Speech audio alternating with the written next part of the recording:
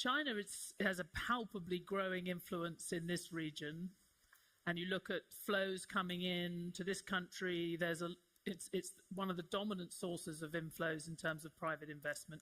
You have President Xi Jinping is going to be in this region for nearly a whole week after the US election, when the US may well be in flux. President Lula is meeting President Xi in Peru and then hosting him for the G20 in Brasilia.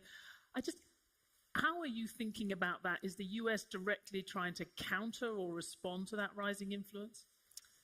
Let me put it this way.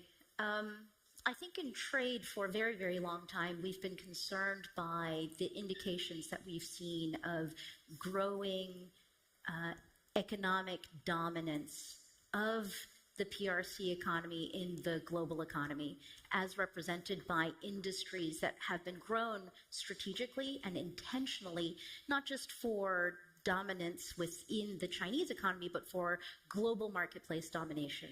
We've seen that in steel, we've seen it in solar, we are now seeing it in EVs and batteries.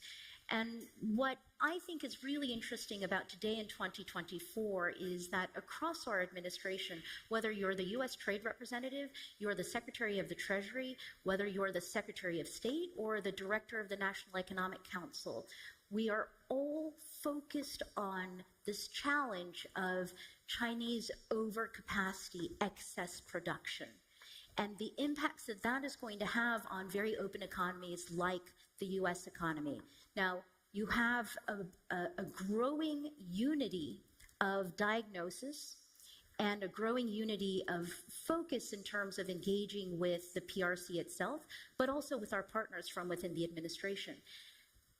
I know that our partners are situated differently around the world, and we all have our different relationships with Beijing. Nevertheless, if you look at the data, as of today, we have seen about a 60% increase of trade remedies, investigations, and cases being brought by emerging economies against the PRC.